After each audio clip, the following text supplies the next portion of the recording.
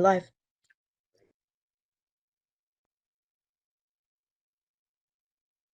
There you go. Okay. Good afternoon, everyone, and thank you for joining us today.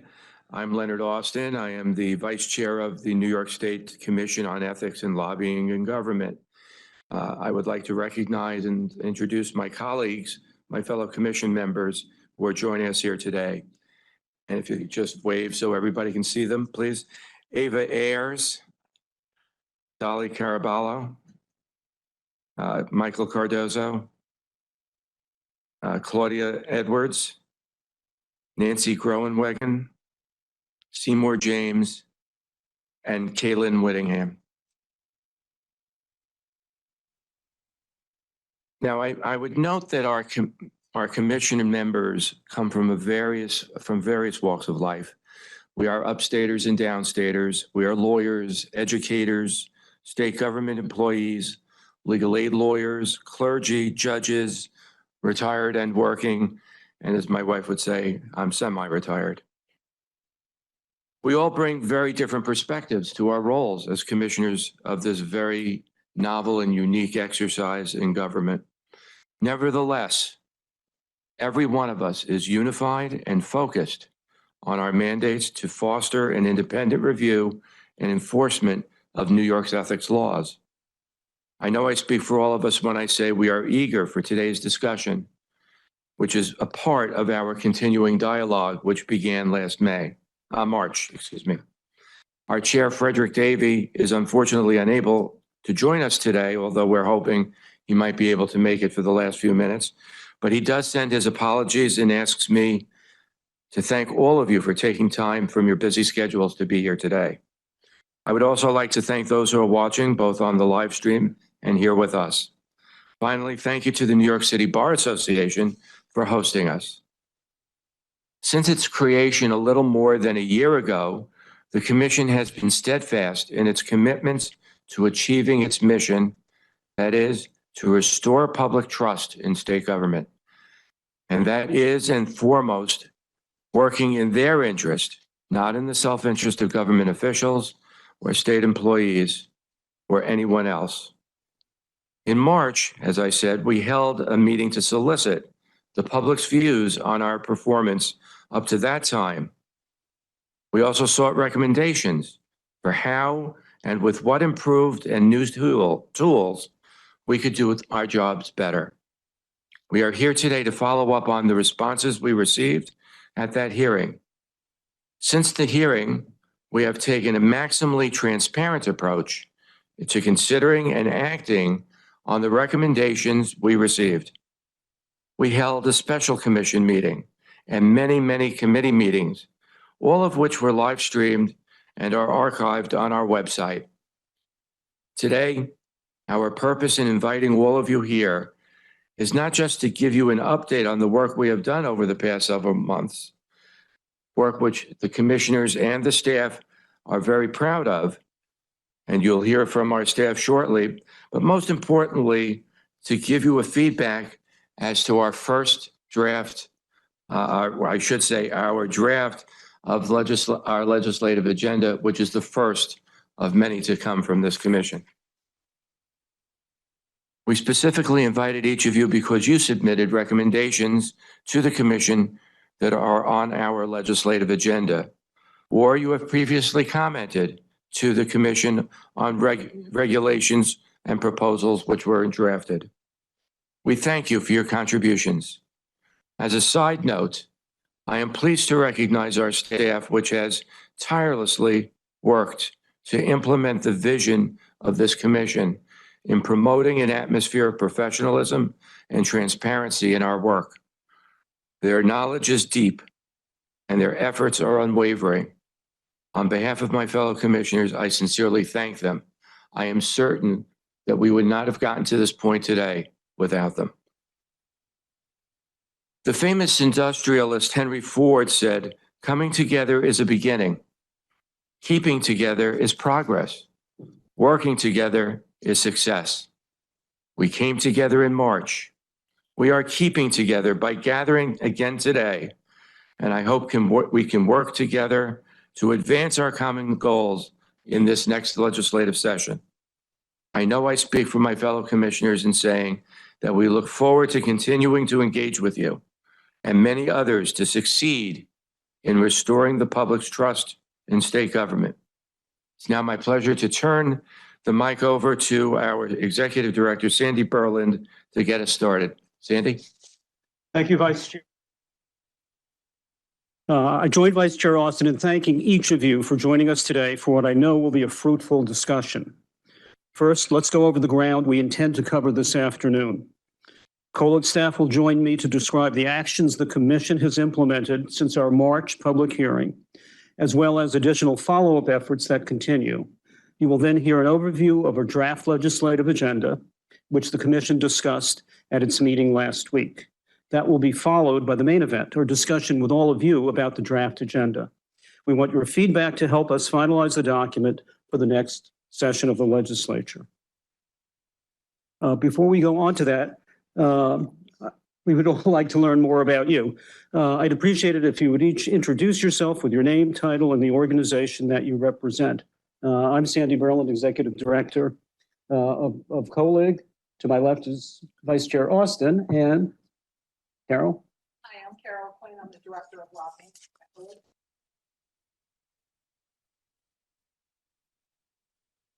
Kaylin Whittingham, Commissioner. Hi, Erica Vladimir, pronoun she, her, and I am a co-founder of the Sexual Harassment Working Group. Michael Cardozo, a member of the commission. Good afternoon. I'm Brian Weinberg. I'm the Director of Investigations and Enforcement for COELIG. And Keith St. John, General Counsel. Rita Bott, Deputy General Counsel.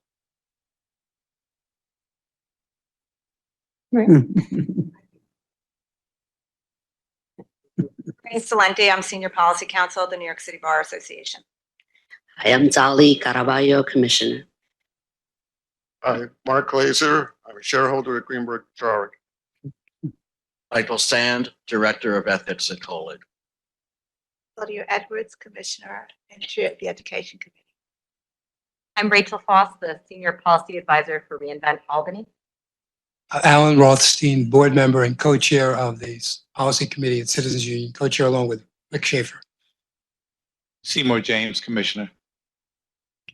Erica Smitka, Deputy Director, League of Women Voters of New York State. Ava Ayers, she, her, Commissioner. Emily DeSantis, Director of Communications and Public Affairs. Again, thank you all for joining us. We do have some staff joining us via WebEx from Albany, and I'm going to call them by name. Do we have them on the screen? See them. All right. Well, let me do it this way. First, we have Megan Motolo, who's our Deputy Director of Lobbying. Also joining us from Albany is Marlena Diaz, who's our Deputy Director of Learning, Innovation, and Administration. And finally, Megan Hennigan, who's Deputy Director of Education. And now that we've completed the introductions, I don't know if you can see it on the screen. Hopefully, bigger screens are a little more visible. I'd like to acquaint you with the public comment process we undertook to get here today. On March 29th, we held our public hearing where we received written and oral comments from approximately a dozen individuals and in most instances, their respective organizations. I want to thank, on behalf of the commission, each of you here today who submitted thoughtful comments and everyone else who provided comments in that process. And we have one more attendee joining us. If you will introduce yourself. Evan Davis. I was formerly counsel to Governor Mario Cuomo. All right. Thank you very much, Mr. Davis, for joining us.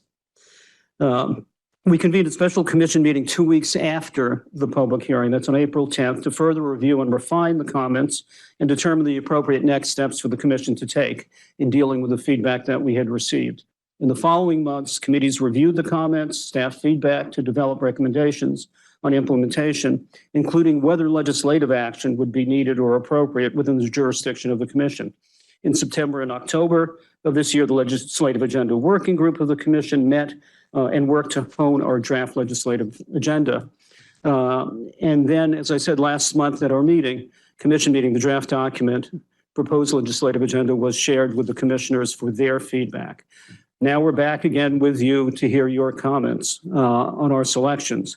Before we do that, I've asked our senior staff to update you on what we've done to implement some of the recommendations we received, which we concluded did not require legislative action. So to kick that off, Carol Clitter, Director of Lobbying. Carol? Thank you, Sandy. So I'm happy to report the lobbying team made significant progress and achieved some goals over the past 6 months across multiple fronts. I don't know if this is too loud. First, related to OpenNY, just recently, October 18th, we launched our lobbying data sets onto OpenNY. COELIG's, our data is actually the largest data set in New York, larger than DMV. Contains 158.9 million records, if you can imagine. Absolutely massive. And for those of you who aren't familiar with OpenNY and what that is, it's a platform, it's an open access platform where it allows for sophisticated data analytics. Researchers can do customized searches. They can do visualization of the data and really, get into the data, sophisticated data analytics, and transferring those millions of records to OpenNY obviously took a massive amount of effort on our staff. So I want to recognize and thank Marlena Diaz, who's the Deputy Director of Innovation and Learning. And she led the effort and worked with our partners at ITS and also OpenNY to get, again, the data sets over there. It's a significant achievement, and it really leads towards meaningful transparency of lobbying data in New York State. So we were very pleased to have that done. Next, we were excited to say, again, recently we had a busy October. We launched the termination button, we're going to call it, in the lobby application. So as of October 11th, lobbyists and public corporations who were in their statements of registration or the contracts are terminating early, they can push a termination button right in the lobby application, which makes things simpler and easier and faster. We also coded it and worked with ITS for this to now the system, the application will automatically terminate registrations that end on the end date in the contract. Also, registrations that end at the end December 31st, the second year of a biennial, those will automatically terminate by the system with no action needed by the lobbyist or the client. And so we're happy about that. We know a lot of people a lot in the regulated community were interested in getting that done. So, and that's just kind of an example of things we're always trying to do to improve and enhance the lobbying application, make it work better for the regulated community. It also streamlines the process for us as well.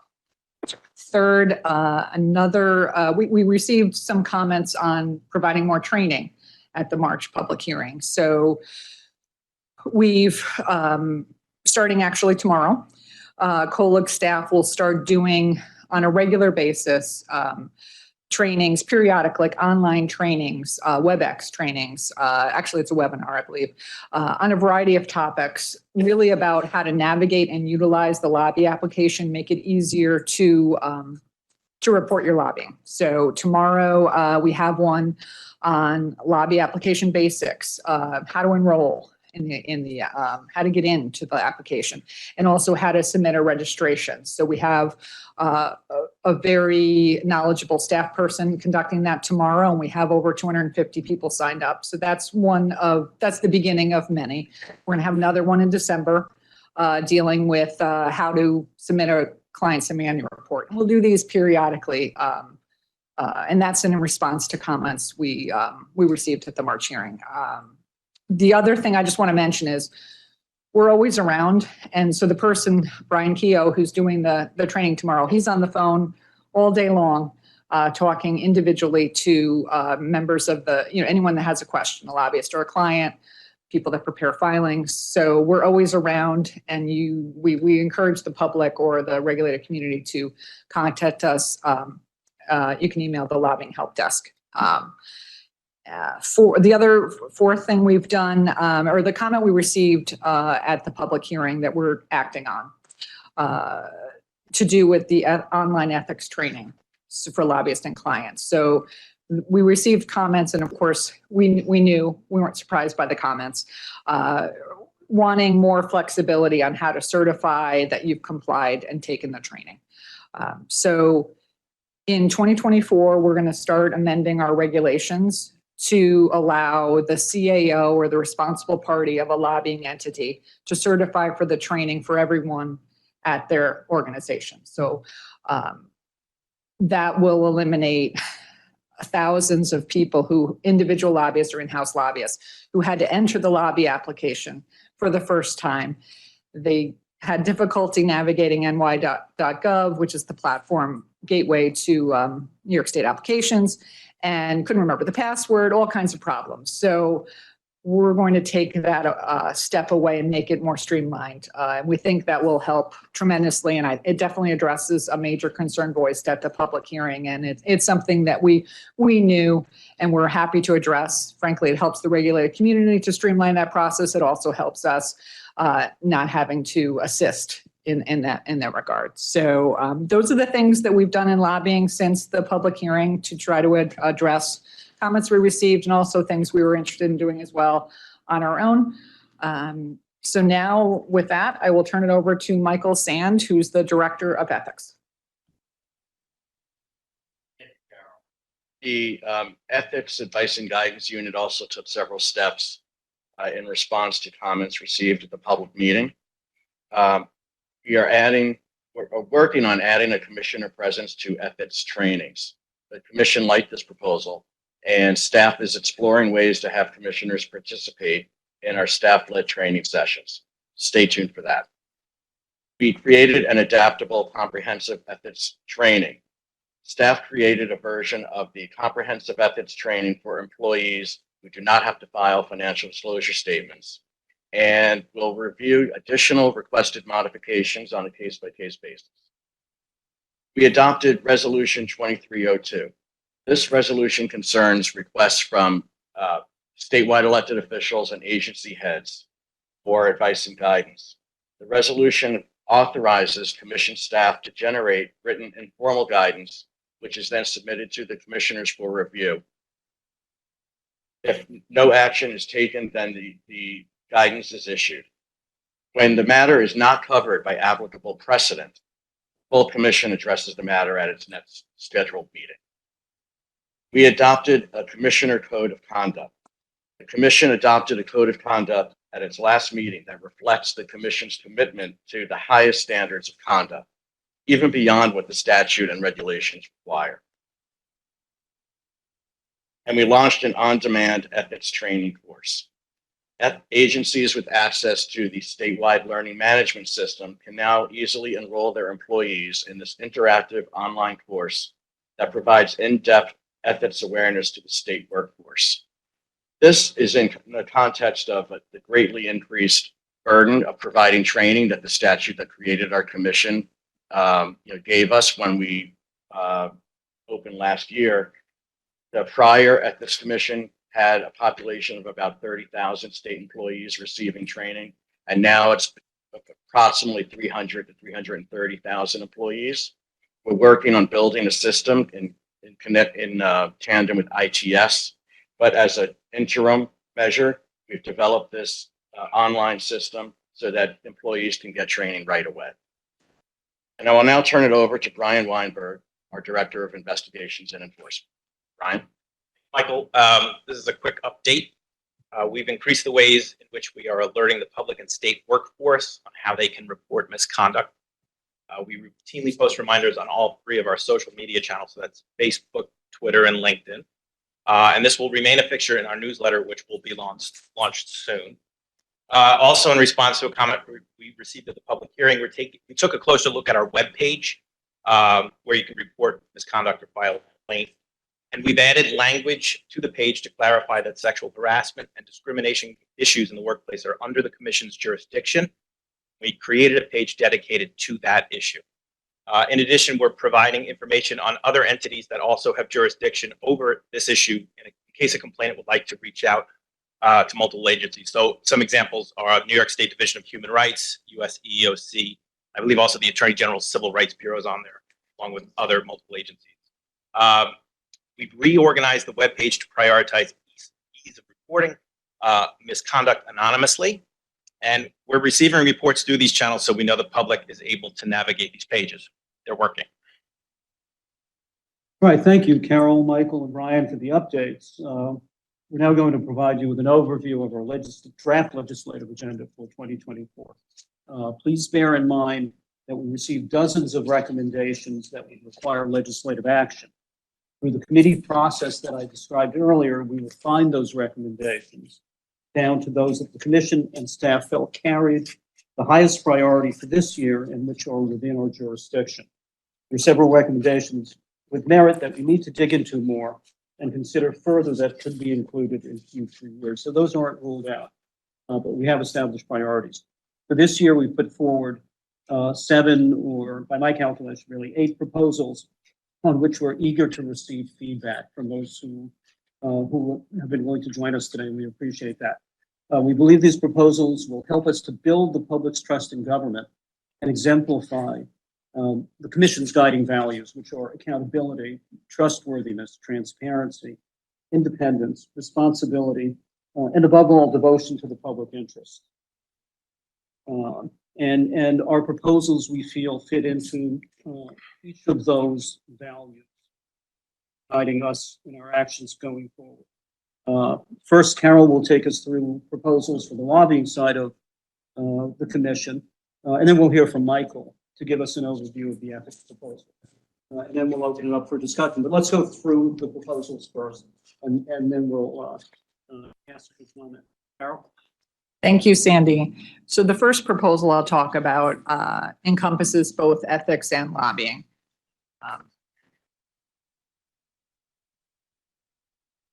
We've got to stop you right up front.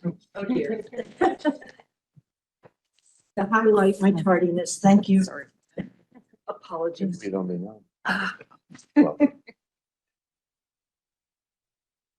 And let me just say, just to save a little time, we've been joined by Susan Lerner, the Executive Director of Common Cause. Thank you for joining us. Oh, the League of Women Voters, I'm sorry. No, Common Cause, you're right. I'm sorry. Common Cause, you were right the first time. Always go with your first instinct. I'm always willing to be corrected. Okay, so I will hop back in. So the first one, like I said, encompasses both ethics and lobbying. And it deals with accessorial. I've been practicing how to pronounce that. So I'm not going to say it twice. Liability. It would amend the ethics and lobbying laws to expressly prohibit individuals or entities under our jurisdiction from soliciting, aiding, another to engage in conduct that violates the state ethics or lobbying laws. This would authorize us to pursue those individuals who aid others again in any acts of violation under our laws. And we believe this would just it would strengthen our enforcement arm and promote compliance. In addition, for lobbying specifically, we would make some amendments that really clarify things more than change anything, but to do with the chief administrative officer or the designee being responsible for the filing of the lobbying entity. We could add a new provision to section 1.0, which is the penalty enforcement provision, clarifying that for purposes of that section, the CAO or the designee of the organization, the lobbying entity is that's required to file the statement or the report, the lobbying filing, that they're responsible for the filing. We would follow that with an amendment to the regulations to define designee as someone who has the authority to legally bind that entity. Additionally, we would make an amendment to 1P, the enforcement provision, to specify, this is already in there, but it would specify that the statements and reports need to be attested under penalty of perjury as to the truth. The filing is true, correct, and complete under penalty of perjury, and that would be by the CAO or the designee. We also would make some conforming changes to the Lobbying Act that would really conform it to changes that were made in ECRA, the new Executive Law 94. One of them has to do with the online ethics training for lobbyists and clients. Executive Law 94 added clients to the mandated ethics training. The Lobbying Act has a mandated online ethics training for lobbyists. So this would just add clients to the Lobbying Act, just to make that uniform. And we would also, if we were doing that, we would add in that the mandated ethics training for lobbyists or clients would have to be completed within 60 days. We have this in regulation. We would put it in statute within 60 days of being listed on a statement of registration. And then we would also, right now, the Lobbying Act provides that the training has to be completed every 3 years, which is kind of an odd number since the statements of registration are biennial every 2 years. So we would, it would make sense that the training would be associated with, which is associated with registrations, which is a biennial registration. So we would amend that requirement to from every 3 years to every 2. Also to do with the online ethics course for lobbyists and clients, right now there is no penalty for not taking the training. So we would have a proposal to add a training late fee. So our idea here is that lobbying filings that are late in statute have a late fee, and it's up to $25 a day. And that's what the statute says. So we would do something very similar for the training. We would add in a provision that would impose late fees on lobbyists and clients who failed to take their training within the 60 days and then every 2 years thereafter. Similar language to what's already in there for late filing fees. We would have a late fee schedule up to a certain amount per day for late trainings. We're hoping that would increase compliance. We actually have very good compliance, over 80% right now, but for those remaining 20% or 18 to 20%, this would hopefully get everyone compliant. Another proposal we have has to do with express liability of chief administrative officers for intentional, knowing, and willful violations of the Lobbying Act. So we would our proposal would amend the lobbying law to clarify that the CAO or the designee listed on the lobbying reports is the individual responsible, again, following through with and that person would also be responsible for any knowing and willful violations of the Lobbying Act. Finally, the other proposal we have would really just be a clarification relating to late fees for registration amendments. So if you have a registration and then you need to amend it, you're supposed to do it within 10 days of whatever the change is that require the amendment. And right now we would like to have the law clarify that if you are late in submitting your registration amendment, you are subject to a late filing fee for that as well. So that's it in a nutshell. It concludes the lobbying proposals for now. And now I will hand it back over to Michael for ethics.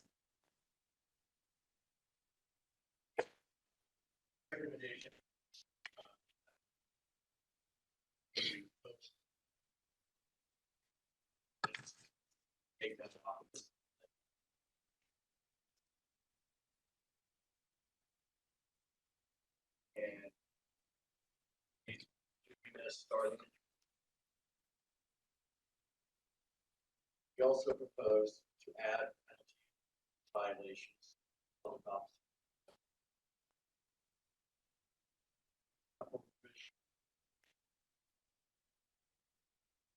Section 74(3)(f).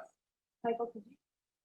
Sorry about that. Section 74(3)(f) prohibits a state officer or employee from engaging in conduct that would give a reasonable basis for the impression that any person can improperly influence him or her, or unduly enjoy his or her favor in the performance of his or her official duties.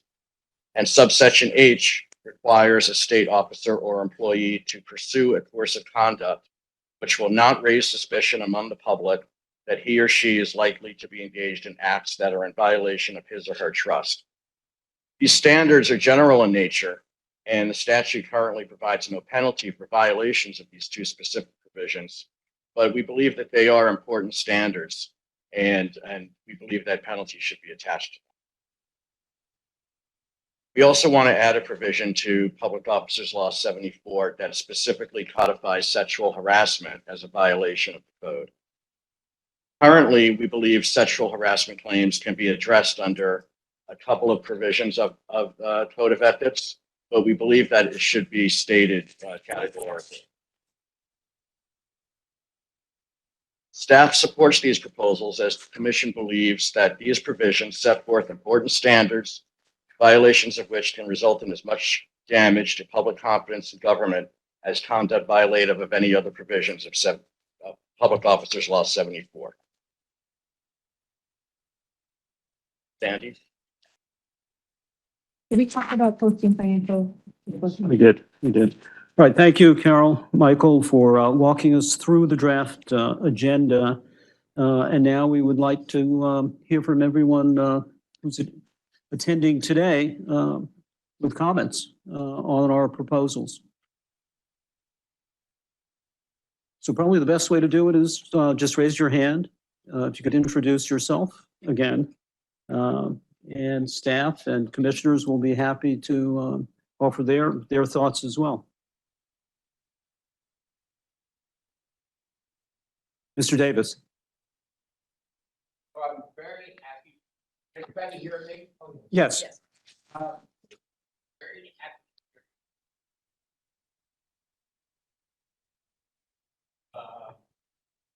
happy. Is the mic on? Just press the button. There you got it. I'll come a little closer. Hold on. That's good now. I should be fine now. No, you're good. Is this better? Much better. Perfect. All right. But I want to urge you to be a little more bold, and actually very bold. I think that your proposals can include constitutional amendments. There's nothing that bars you from suggesting to the legislature that they should have to pass twice, start passing a constitutional amendment. I don't suggest any amendments related to the pending Cuomo case. I'm highly confident you're going to win that case, and there won't be a need for amendments in that area. But there is one area where the legislature has invoked the speech and debate clause of the Constitution to prevent what I think is a very important reform. And that reform is the abolition of the Legislative Ethics Commission. We have all been very attentive to and worried about your independence. And progress has been made in assuring greater independence in the new commission than there was in JCO. But the LEC lacks any semblance of independence. The statute says that 4 of the 9 members are members of the legislature, who are obviously, it's obviously not a question of the Foxes appointing the commissioners. This is a case of the Foxes being the commissioners. And you have to remember that in New York, much of the most serious instances of corruption have occurred at the very highest levels in both the executive and the legislative branches.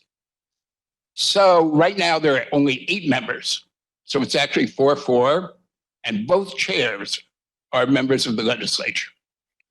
You do the investigation, you then send your report if you find a violation to the LEC. They don't have to agree with your conclusions of law. They decide what the sanction will be. And as you know, the sanctions can on occasion be very serious, particularly when disgorgement is the remedy, as in the Cuomo case.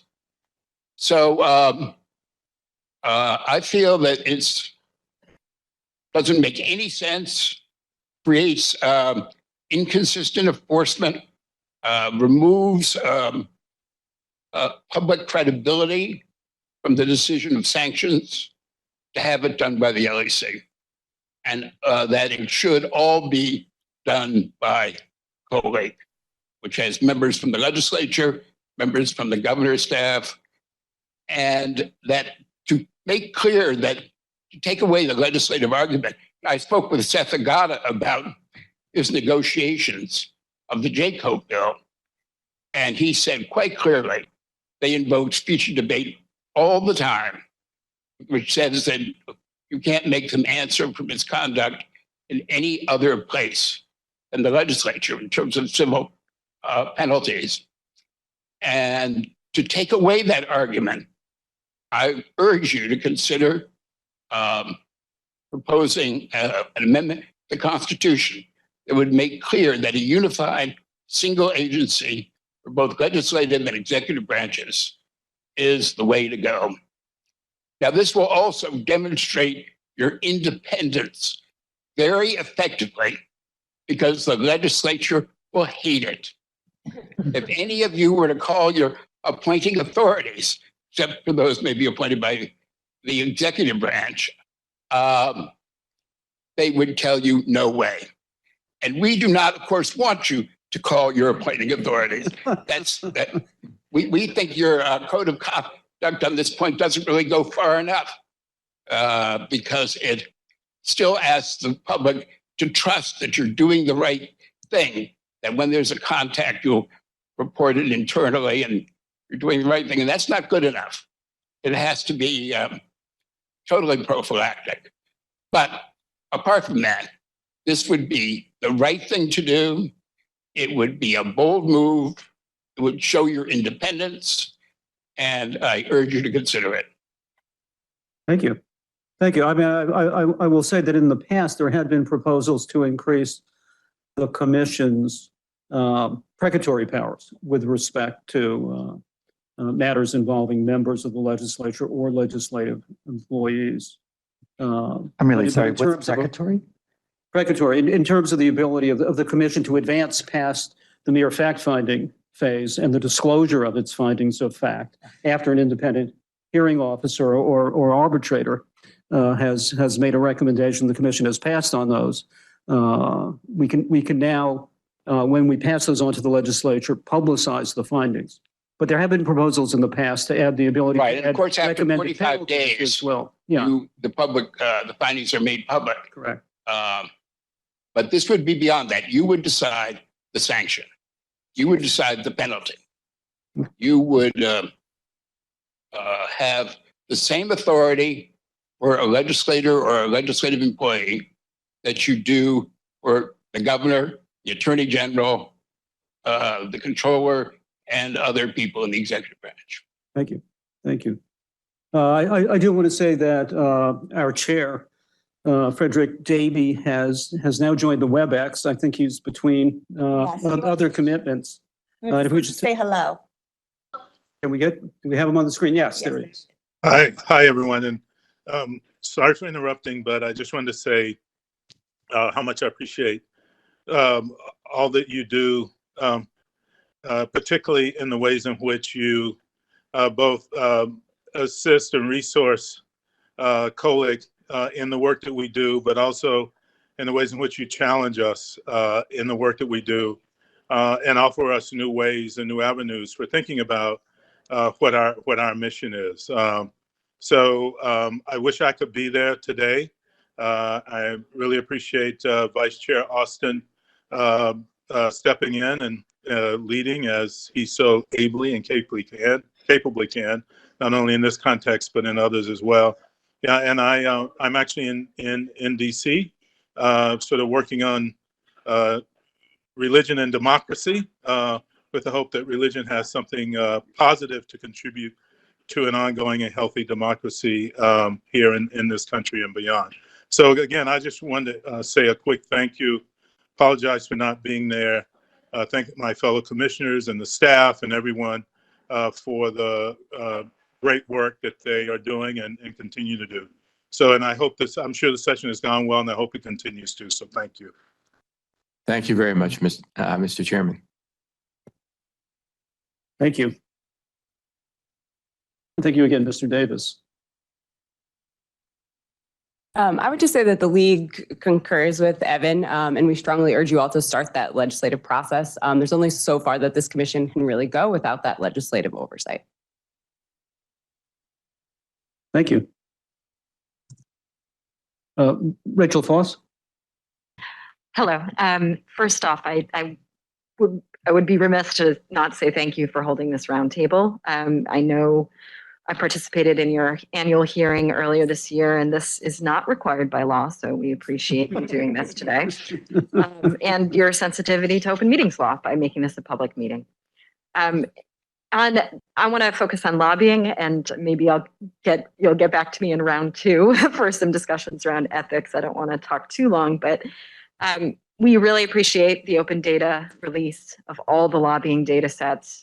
It's really important, as a watchdog organization, we get a lot of inquiries from the press asking, how can I find this? And we are users of the data set ourselves, and it's just going to make it a lot easier for everybody to do that analysis. We support the lobbying recommendations you have in the legislative package. They focus largely on compliance. And I can't say it as eloquently as Evan, but I would encourage you to be bolder in the sense that it's not just ensuring that the current law is followed. It's also, I think, important to expand the level of data and information that the public can glean from the lobbying filings that are done. Right now, it is impossible as a member of the public to look at the lobby filings and understand who is lobbying in support of a bill and who is lobbying against a bill, who is pushing this an initiative forward or who is opposing it. And that's just a crucial data point that it's impossible. It makes it less, the filings that are available less valuable. I submitted some written statement for you to read in a little more depth, but I think that's a high priority of ours. Other states do this. And there are some sort of middle grounds too, in that, sometimes a group may be providing technical opinions, but so there are ways to require that reporting of supporting an opposition to legislation, and other states do it. Secondly, on lobbying, if this bill is signed by the governor, you may be having reporting on those who are seeking to influence a nomination before the Senate. Again, it would be helpful to know if the lobbyists who are advocating on that process are supporting or opposing a nomination. So I think on the lobbying side, all the data that you release, those millions of records, would be greatly enhanced with just a simple fix of letting the public know whether someone is supporting or opposing a bill or a budget item. Thank you. Thank you. Ms. Lerner. So I want to join in the thanks to the commission for holding a public discussion. I'd like to chime in. I think what you've proposed certainly is a good beginning in terms of looking seriously at the ways in which your work can be facilitated and strengthened by legislative changes. But I would like to echo Evan's call to be bolder and ask you to look specifically in 2 different areas. And the first is to rethink, Evan was talking about the Legislative Ethics Commission and the fact that statutorily there is a disclosure requirement if the commission does not take any action on your recommendations. There are some real handcuffs in terms of providing the public information about your investigations. And I think it makes sense to really think through what information does the public need, what information actually protects people who are under investigation. There's a really heightened degree of secrecy that I think goes a bit too far. And I would urge you and the staff to think, if you were starting with a blank page, what do you think would be fair in terms of providing closure on some of the inquiries? And more transparency always helps to eliminate rumors. Very glad to see you taking up the suggestion about disclosing financial statements. And I know it's more complicated, and I understand the incremental idea of starting with the general election. But the truth of the matter is, in too many election contests, the real competition is in the primary. And even though there are in some districts a really large number of people who file for the primary, I think it's very relevant information for the public. And I'd ask you to rethink whether you can take on disclosing the primary. 2024 is going to be such a crucial year in the state legislature, but more importantly, throughout the country and definitely here in New York, where we're getting a lot more attention to our congressional and local races. So providing that information at the primary level and not just the general, I think is a real service to the public. And also, I would urge you in your internal procedures to make the disclosures promptly, because the later the disclosures are, the harder it is for the public and the press and watchdog organizations like ours to really dig in and see what information is relevant that voters might want to have. And I definitely want to echo Rachel's comments about requiring a disclosure by lobbyists of whether they are lobbying for or against a bill.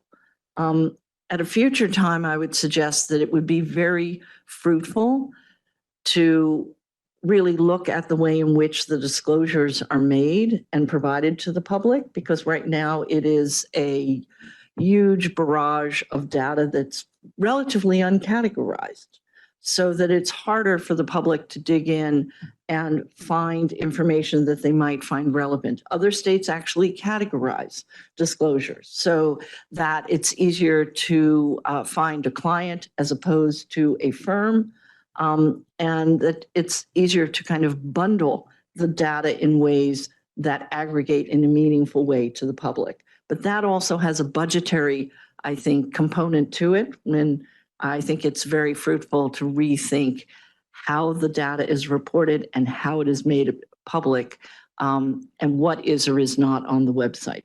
And I know when you're thinking about legislative priorities that budget matters come into that as well. This may not be the most fruitful year to think about rebuilding a website, but I would urge you to keep that possibility in mind, because the whole purpose of the data is to be useful to the public. And if it's too overwhelming and uncategorized, then the question is, how do people find what they think is important to them in order to hold their elected representatives accountable and to have faith that government is functioning the way we want it to?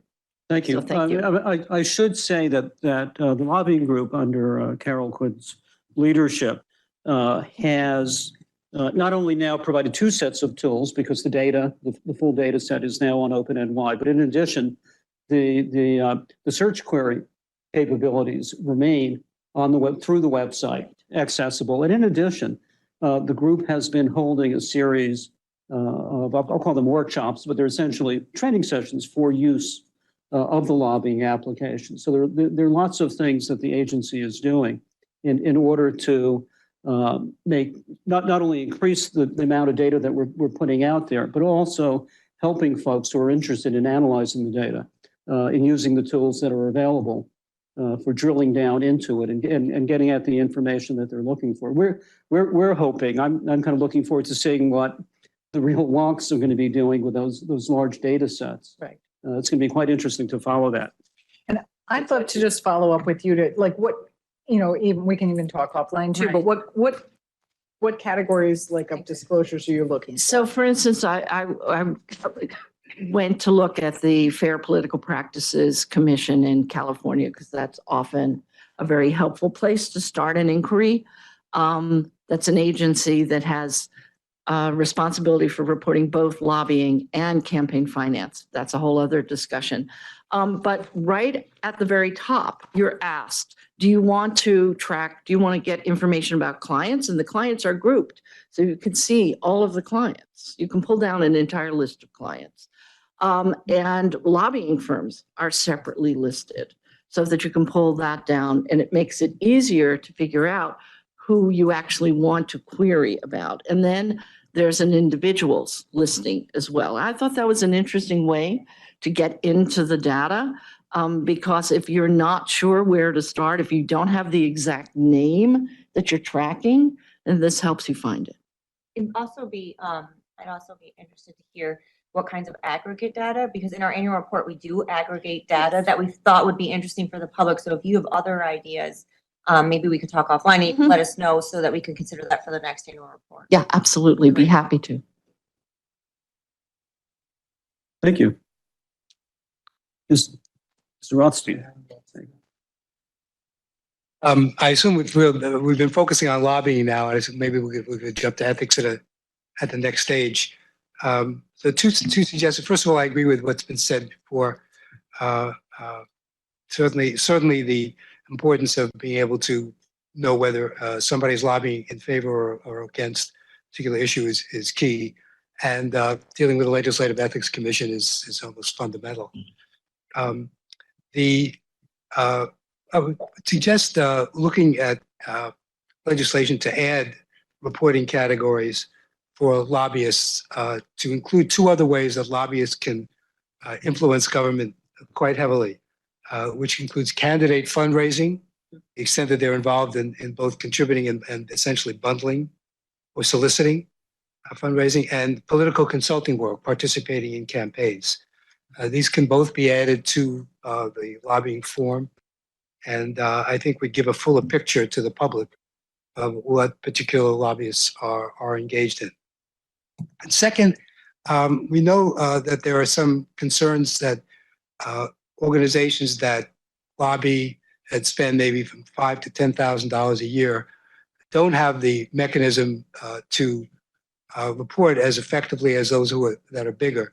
And one thing perhaps to consider is if they're clients, I should say, if they're clients, that they report semi-annually rather than bi-monthly. That may be, I don't think there's a big sacrifice in information that's available, but it may make their burdens a little bit easier. And I'll have some ethics comments, which I think we'll get to later. Thank you. Ms. Vladimir.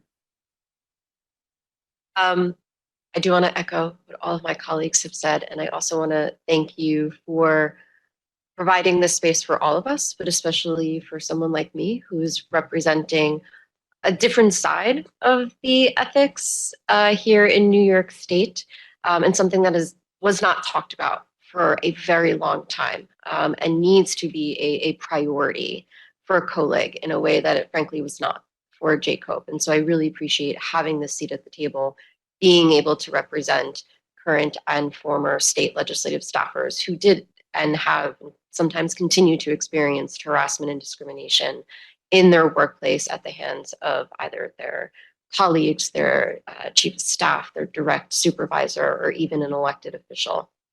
I do want to emphasize that the Sexual Harassment Working Group fully supports the abolition of the LEC. And I want to provide a little bit more of a public policy reason as opposed to a constitutional one, which is just as important. Often victims of harassment and discrimination find it incredibly hard to seek justice. It is emotional and it is also very expensive. And often those harassers or alleged harassers and discriminators have access to ungodly amounts of money, especially if they are elected officials, because they get to use taxpayer dollars to protect themselves in court. And so often victims will not seek justice in the usual court systems. They cannot afford an attorney. And so these administrative type of venues is one space that they could possibly find it. Yes, we are all, recommended to hire attorneys. We don't often need it as much. And in that case, this might be the only place to find that justice, to show and actually create accountability for the harm that was caused.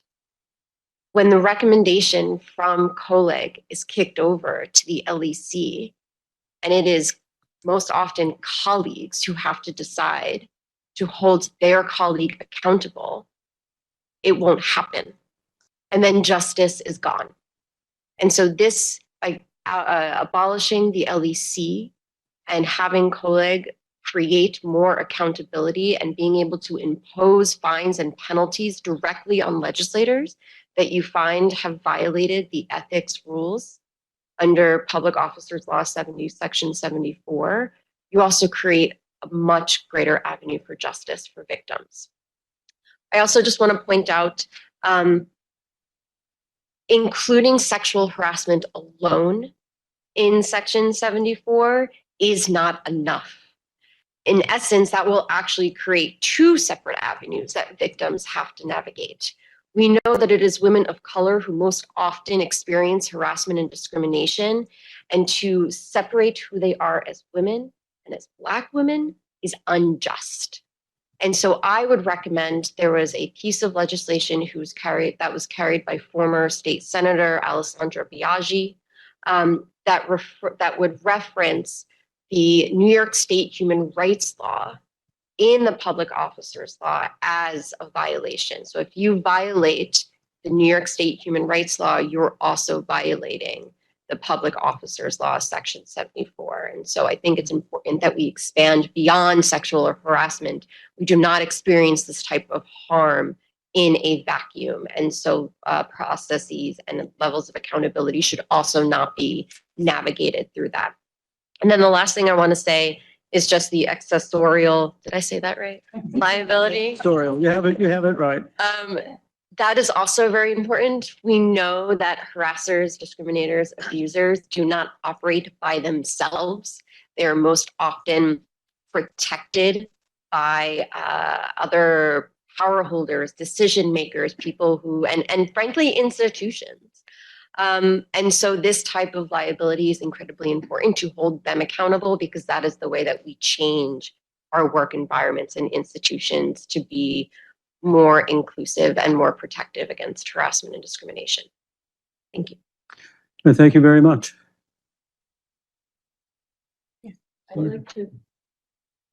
I'd like to pick up on the suggestion about adding to disclosures, but I do want to say, some of the discussions we've had internally is that there is a tendency to add disclosure, and then once it's on, it's not taken off. And we don't, the question is what's meaningful. I want to chime in very strongly in support of the suggestion that there needs to be more information about bundling and about entities which are both lobbying entities and campaign entities. And we at Common Cause have been aware of a tremendous expansion in the industry, where we have seen over the past really 10 years, a large number of entities that combine those two functions. And that provides a really unusually strong connection to the elected, right? Because if you have a consultant, a company which has helped elect the person, then they have a special relationship of trust with the person. And if that entity also has a lobbying arm, then that is a potential heightened access to the elected official. And I'm cognizant of the requirements in campaign finance law that certain functions of entities which support candidates have to separate their different functions in relation to the candidates, right? So unions, for instance, that actually work directly with candidates have to have a wall of separation with their independent expenditures. This might be an interesting place for discussion. Should there be a regulatory wall between the different parts of entities that both lobby and support campaign work? Is that something that we can do without statute? Because I think it is a very unusual situation that gives that particular organization a leg up over others. Well, let me ask, in terms of the financial disclosure laws, campaign finance disclosure laws, isn't that the place where those kinds of disclosures should be taking? Wants to answer that. I was just going to say that Reinvent Albany strongly supports including reporting of political contributions and fundraising activity. What I would like to note is New York City, the city clerk, which regulates lobbying, requires this reporting in its periodic reports on lobbying. So this is something that is handled in New York City at the lobbying level. It's obviously there's the campaign finance board in New York City, which has its own set of requirements, and they're doing business restrictions in New York City that don't exist at the state level. But there is a filing specifically to the city clerk, which regulates lobbying on this. It's in the administrative code, and it includes, probably most importantly, a total dollar amount for each candidate that is raised by lobbyists. That's just a basic data point that would be very helpful. And then there's a separate political consulting report that is filed. So there's two, one on contributions that are solicited and that could be bundled. And then another one is on political consulting activities. So New York City is the model, I think, to look at. And sorry, does both go to the city clerk? And Yes. They're both filings that are done at the lobbying level, not to the city campaign finance The board. lobbying bureau. But why is the campaign finance disclosure not a method for the disclosure of those kinds of expenditures? Why would you put it? Just so I understand the proposal. Yeah, no, I think that the piece is it's also who at the firm is doing the work in collecting those donations, soliciting to them. I think it's important to have it on both sides, frankly, because as Susan said earlier, we don't have a unified body that looks at campaign finance and lobbying activity together like most other states do. So I think it's important to capture that at both ends of the activity. I think the lobbying regime for reporting is a more effective way of getting at this information. Your agency has been very effective at getting the information out, much more so, frankly, than you see at the Board of Elections. So it's something that is feasible. It makes sense because it is almost part and parcel of how one influences government. And you've been effective at it. Thank you. No, so let Erica go. Oh, I'm She sorry. hasn't I didn't spoken. Go ahead. Well, I'd also just like to say that, frankly, voters typically only go one place, maybe, before heading to the polls to look up information about candidates. So the more places you can provide this information, the better. That information really needs to be out there because folks only have so much time to effectively research the people that they're going to be putting in power. And I was going to say that, we really need to think, as Erica was pointing out, where is the information going to be most useful? Because it's not just about campaigns, it's about the influence that goes through the legislative session once somebody is actually elected. So if you're trying to figure out who has influence with your elected representative, you may or may not go to the campaign records from, a year or 2 or 3 ago, but you will be looking at the lobbying records, and it all should tie through the firm rather than through the individual, because it's the firm. And because I get all of these notices from lobbyists, and it doesn't come from an individual, it comes from the firm. It comes from Brown and Weinraub. It comes from, Davidoff, that they are holding a fundraiser in their office for a particular reelection campaign. I once went with a client to interview a lobbyist, and the discussion quickly got around to the campaign contribution budget. And my client was taken aback. I was glad that they were taken aback and they didn't go along with that system approach, but I'm sure others do. Lobbying and campaign finance are incredibly closely interconnected in actual practice. Thank you. Mr. Glazer. One here who's wearing the Scarlet L. And Kevin, I have to tell you, you brought me back to our negotiation back in 1986 and 7 with your opening comments. Kevin's been pushing this for a long time. Anyway, I guess one of the things that was raised is on the in reporting whether you're opposing or supporting legislation on the report. I don't particularly have an issue with that, other than the fact that very often, especially shortly after the bills come out, maybe for a long time after the bills come out, you don't know. You know that there are pieces in the bill that are of concern. So you meet with the legislator and you explain, this is the problem this has for our industry or for for my company. And I'd like you to think about it. That's not necessarily opposing the bill in general. It's mainly saying, let's make this bill better. And so I think if you just have it, if it's either black or white, it's either yes, I'm opposing, or no, I'm supporting. That doesn't really capture what really happens. And I think it's unfair to force lobbyists into disclosing, for instance, that they oppose a bill that they may not overall, but they don't support the current version. Is there a middle ground? Is binary the only way to approach I'm not sure. What about a category to amend, right? To amend. Yeah. Yeah. You could do that. In looking at some other states, I think that is an option. So, Montana and Idaho have some language, and I believe there's a middle ground proposal in there. I would just caution you, of course, want to make sure that that middle ground doesn't let things fall through the cracks a bit, right? I know right now in lobby reporting, there's a monitoring option rather than a lobbying on a bill option. So I think there are middle grounds, but I think you want as bright lines as possible, so nothing falls through the cracks. I mean, I will say generally we're trying to avoid, for purposes of making the data accessible and useful, we try to be as categorical as we can, and not discursive. So we do need specific categories to make it work for transparency purposes. Yes.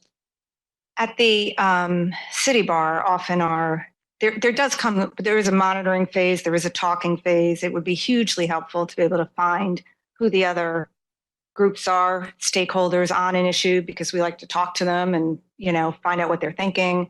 We have a lot of different points of view. So by the time we put out a memo, though, we've taken a position, and one category could be, and since we have to file every what's it called? Quarter, bi-monthly, thank you. You can always change it, but we end up often saying we support a bill with suggested modifications. And that could be a way to capture people who don't want to say that they oppose directly.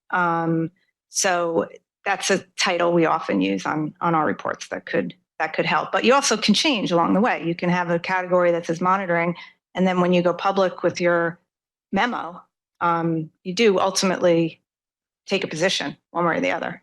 I would like to ask, we have 16,000 bills which are introduced, generally speaking, in our legislature. And I'm not sure, I guess I'm curious why monitoring would be. We have huge spreadsheets of things where we're just trying to figure out what's going to move, what's not going to move. We haven't really delved into it. Would it really be helpful for the public to know that Common Cause is monitoring, 350 bills, of which we might take a position on 12? We have this. What point does sort of looking at a bill and thinking about it and talking about it, and at what point are we required to actually report that time? Sometimes we hold it. I put it in but I think that narrow. I keep going. Closure has to be made. That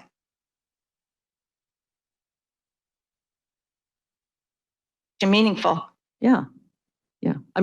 You can assume that we're going to monitor most things that have an impact on ethics, campaign finance, and elections. So what additional information are we providing? It seems to me that if you are taking a position, if you're having an active discussion to support, oppose, or amend, that's meaningful. The fact that you're keeping an eye on a bill, I don't know what that really tells the public.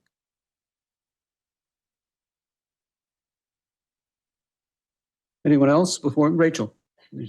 I was going to actually say, I think I would like to jump into a different topic, if that's okay. But I do think the discussion about finding those exact points where you're talking about different categories is really important. And I know we'd love to talk more offline about that. And I do hope that other states could be a model, because it's not, you're not the only agency that's been dealing with this or trying or thinking it through. And I think other states might be instructive in terms of that, support, oppose, amend structure. On the disclosure forms, the financial disclosure forms, I wanted to echo support for making sure that primary election forms are provided online as well, because we know that the competitive elections very often, especially in New York City, other areas of the state as well, those are the competitive races, and that's where the information is most crucial. And there are a lot of advocacy organizations, editorial boards, doing voter guides and putting information together, and that could be something very helpful for them to tap into to expand the reach. But one thing that this speaks to too is that the quality of those disclosures is really important. And right now, some of the disclosures are still in a PDF format that is not accessible. They are handwritten. They are not done electronically. I know that for statewide executive agencies, by and large, the filings come in electronically to your agency, but for the legislature, they're not. The standard is less, and many of the disclosures coming in from the legislative side tend to be not in electronic format. There is a bill sponsored by Assemblymember McDonald and Senator Berland to require all electronic filings for all disclosures. I think that's really important because the data that you get in, it would be better for the public to not have it in these. I'm cutting out.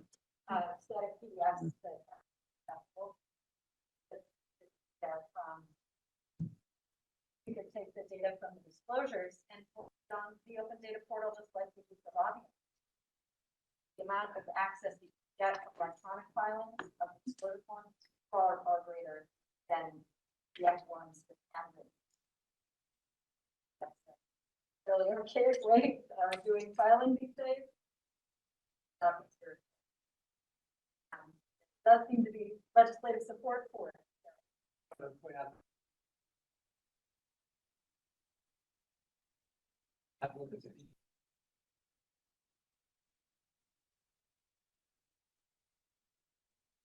Thank you. Anyone else on question of? I'd also just like to add to really echo what Rachel said. I'm going to actually jump around on a couple of different things I want to hit on, as it seems like we've covered a little bit of most topics so far. But I absolutely want to echo what Rachel just said. I think a key piece to this is that not only does it make I'm talking specifically about ensuring that financial disclosures are electronically filed, accessible, readable, searchable, and downloadable. Not only does it make it more difficult for folks to find specific information, but in some instances, it makes it impossible for those using screen readers and other assistive technology or adaptive devices to access this content. And so, eliminating the option for candidates to deliver handwritten forms would increase that accessibility and really close a loophole that has maybe allowed some folks to slide under the radar in previous years. I would also say that the league also believes that we should include primary candidates when possible. In order to do this, as Susan said, 2024 is going to be a huge election year. And as I said previously, most voters really won't research. They don't have all the time to put in a ton of research. And so the more we can make that information accessible for groups like the League, who does a number of different voter guides, the better. And then I kind of want to jump back. I want to jump over to talk a little bit about sexual harassment and say that we do strongly support your plan to codify sexual harassment as conduct, within Section 74.3. It is obviously a very clear violation of the Code of State Ethics, and so we strongly support this measure. As Erica said, we would love to see that COELIG has full authority to sanction all forms of discrimination and harassment. And the last point I'd like to make is we would like to see additionally an amendment to the State Code of Ethics to include a duty to report misconduct to COELIG directly. And then actually the bill that Erica mentioned previously, which was taken up by former Senator Biaggi, has now been taken on by I'm gonna say his last name wrong, Gunardis, and is S7137. If you're interested. Generous. Thanks. Can I ask you a question about the reporting issue? Under the executive law, there's a requirement to report misconduct to the Inspector General. Why would there be a need for another agency to be sort of duplicative recipient of the same information? Yes, of course. Okay.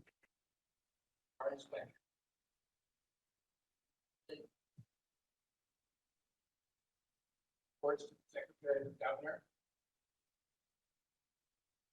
like federal generals, also report to Congress.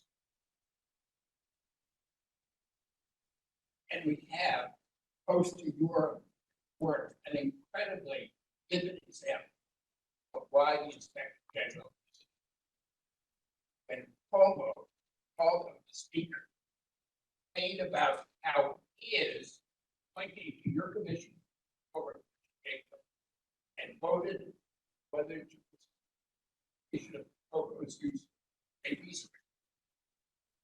Then, Inspector General had to declare. It was a joke.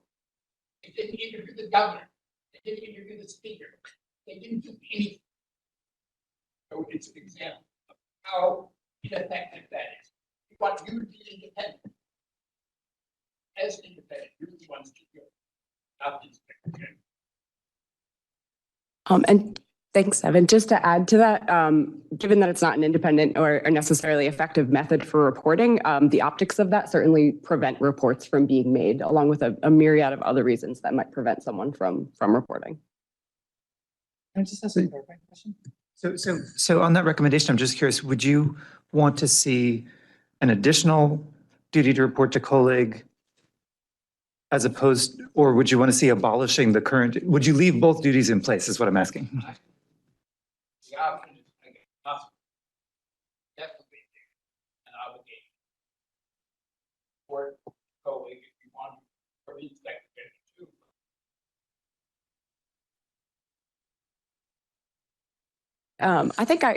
I think the legislation that was introduced that targeted this perhaps eliminated the report to the Inspector General. That being said, I'll defer to my colleagues who practice in this area a bit more. But I would think a direct report to COELIG would be effective. Thank you. Ms. Vladimir.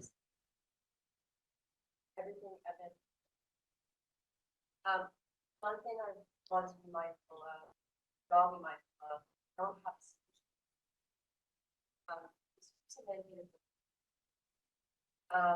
who's a mandated report? Sometimes someone is looking for advice, might go to someone that they don't know is a mandated reporter, they're not actually ready to report. And I know that is different. Can't hear you. If you could just speak more into the mic. We're having that issue with a lot of the mics, so if everyone could just make sure they speak right into the mic. We have called the AV people to come in, but even when they appear on, if we don't hear it, then it's not getting projected. So just one little programming note. Thank you. Step back and talk louder. There you go. But it's being recorded. But they're not. The mics aren't catching. As they mentioned, sometimes someone is looking for advice and insight and maybe just support and not recognizing that they are talking to someone. Suddenly they are part of a process they were not to go through. I recognize that in and of itself is a different set of laws and regulations, but if we are going to take on, if COELIG is going to take on this mandated reporting, which I agree with, we should at least be looking at who are mandated reporting. Disclosing, finding a way of disclosing that so the public can have some sense. Category. So the disclosing so that the public can have some sense of the categories. That's mandated reporting is of course in many fields, and that is a problem all through those. Ms. Lerner. So, I think one would want some uniformity. I would be looking at civil service requirements, who are exempt employees, who are employees who are not unionized, who have management responsibility to identify as mandatory reporters. But I do want to chime in and say that we strongly support Ms. Vladimir's suggestion that the human rights law be incorporated into the COELIG standards. And we would definitely support simply replacing COELIG as the entity for which the report should be made, rather than having a bifurcated responsibility that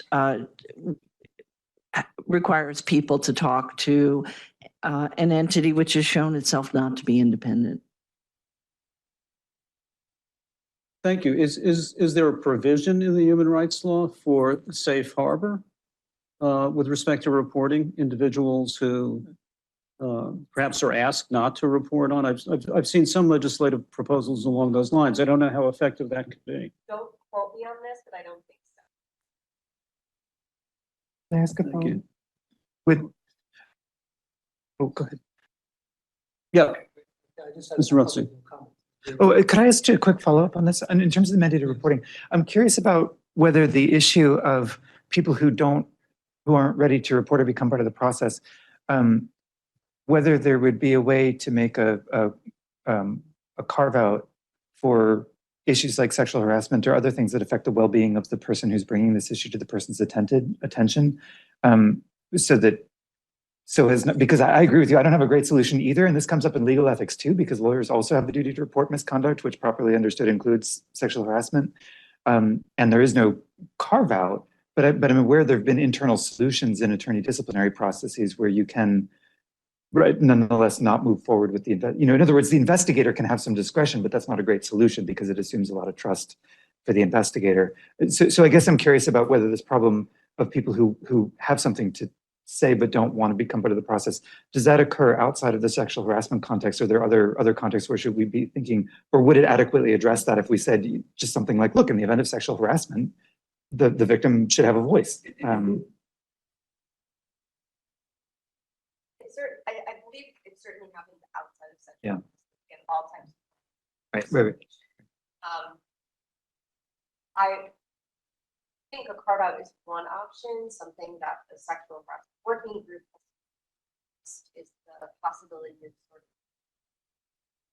of someone who actually is not a mandated reporter. So instead of having a carve out for mandated reporters who really just might feel like they have this conflict of interest, and then say, I'm a chief of staff and my communications director came to me and wanted to talk about being sexually isn't looking to report, but now I'm concerned about the elected official I report, so I'm going to move forward with the reporting process. I think that carve out could create types of situations that actually create more harm. And an ombudsman of sorts, someone who is there to actually provide that support and advice that is not a binding relationship, and they are not a mandated reporter, might be a different option. Perhaps it's someone in both chambers, in the executive chamber as well. So someone who have a full understanding of COELIG rules of ethics as well as the chamber ethics rules and their own internal. Thank you. Mr. Rothstein. I was going to shift subject, so I don't want to. I have just a couple of other and a question, I think. Go ahead. Looking at the executive law, I guess it's 947.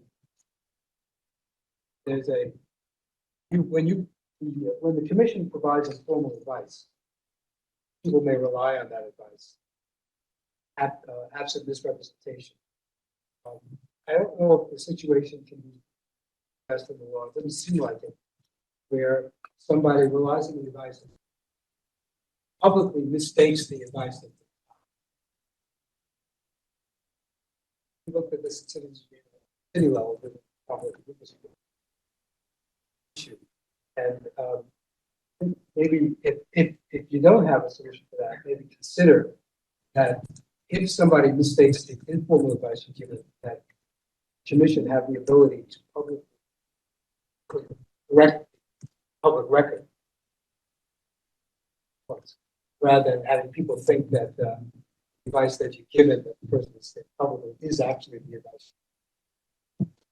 That's one thought. Second thought, which is a fair amount of controversy, but I want to put it out there anyway, is the notion that after a finding of credible evidence over due process hearing, that hearing should be a public hearing. So the bar association serves that in the legal context. The lawyers disciplinary committees who are subject to the discretion of the hearing officer. Something that, I think it's public accountability again. Is why when you've gone to the trouble of making that finding, which is based on extensive analysis, that the hearing should be something that's public. And then I have a question, because I want to go back to the ex parte communication, which you dealt with well in the code. It would be nice to have that codified in law. Important that absent permission, the commission, member of the commission, communicate the important. The rule has that absent the permission of the commission, not communicate before. But elsewhere in the code, there's a reference to the term full commission. I think it has an F2 with regard to preventing conflicts. And I'm not sure what the difference is in your view. When we think that there should be a vote, regular vote of the commission for communication authorized to an appointing authority. That's what's contemplated and what the difference is between that action by the full. I mean, I could say what I think that was just a drafting error and it's intended to be the same thing. I don't think there's a difference between commission and full commission, but I'm only speaking for myself. No, I think that's correct. I mean, it was just, it was being more a way to be emphatic. Yeah, there is no distinction intended. Okay. Pay to play, limiting pay to play. City conflict of interest board, city law includes the contributions of people who are seeking business with the city. Same with the state. It does overlap into ethical issues, criminal issues as we see. I think it's outside of your purview. But I do want it floating around in the ether.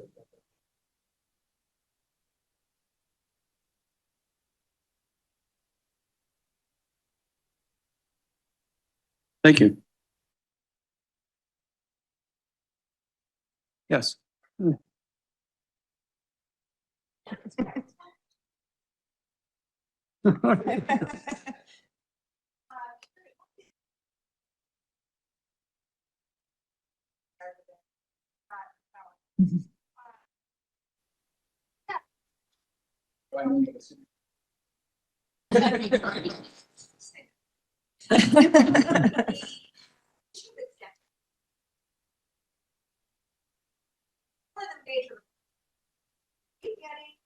a lot of requests for exemption in the financial disclosure forms from electeds with regard to the disclosure outside clients, other businesses, law firms, it's I've some digging around and I've seen some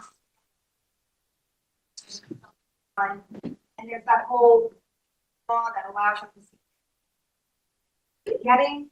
I'm just wondering.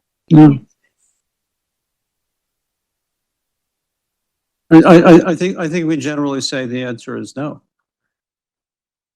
Yeah. Generally, people are It's Or are they granting themselves an exemption? Extremely rare, extremely rare. Mark?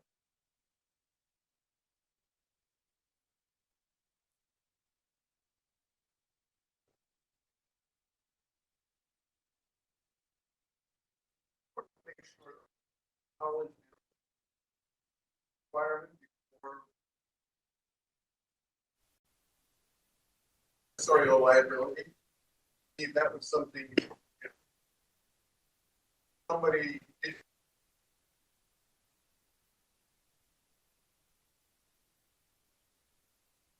that's it, or whatever. Accident, but they didn't realize what that's what they're doing. I think we just need to do.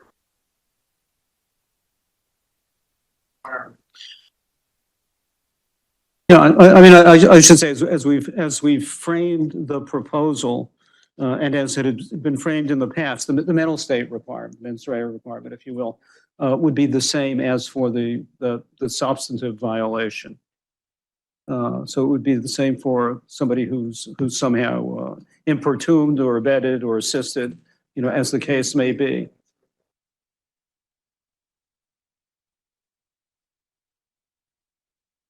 Yeah, I mean, Lobbying Act violations generally require a knowing and willful violation. Other violations are knowing and intentional.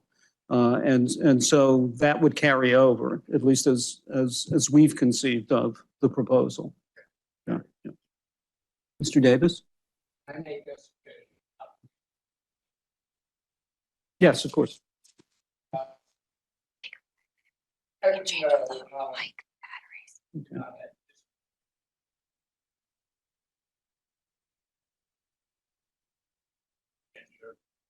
And do the things that the bodies that like lawyers and it's left up to the lawyers. That's a that. I feel world have that power.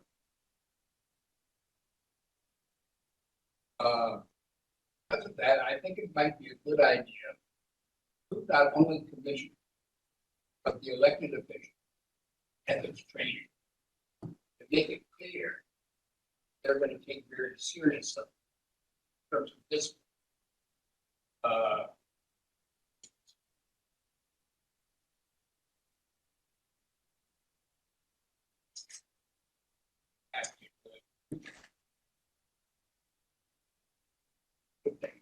Great image to get out there. Other things.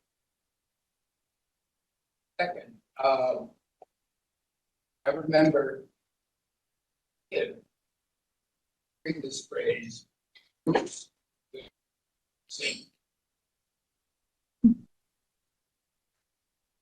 And there were posters on the walls of government offices saying Bruce yes. I think annual ethics post. They're probably pro bono and advertising. Which one would be one year it might be in some public trust. Another year it might be something about sex harassment. Another year it might be abuse of power. That's the way of going proactive precedent. People are importance of their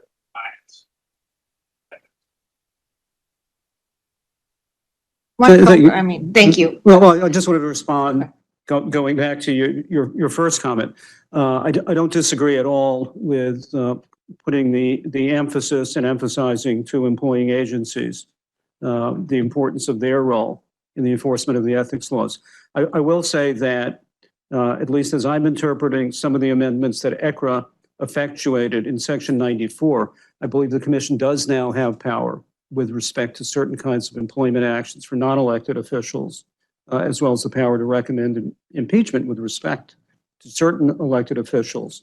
So I think we do have additional powers in that respect. There's an interpretational question in the statute perhaps, but our position is that we do have increased powers in that respect. It has not been tested yet.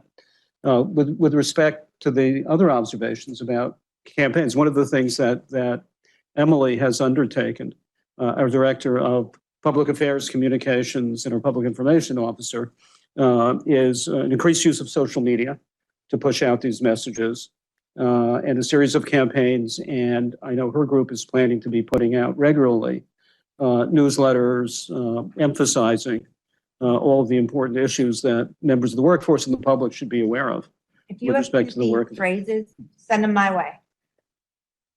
Public trust is good, and with a good illustration by a well-known artist.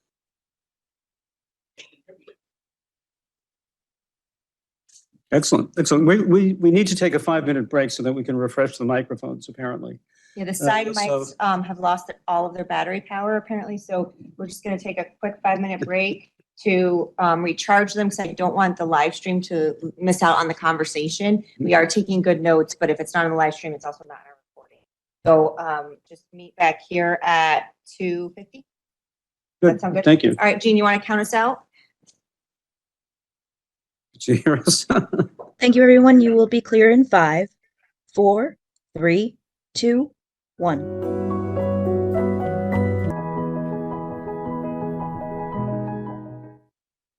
You're live. Thank you. Thank you, everybody, for being patient with us as we fixed the sound system. We believe we do have it working again. So thank you, everyone. And who is our next speaker? Well, all right, the floor is open. Oh, So- Rachel. Hi. Rachel. I Go ahead. see the mic is working, so I don't have to yell, which is appreciated.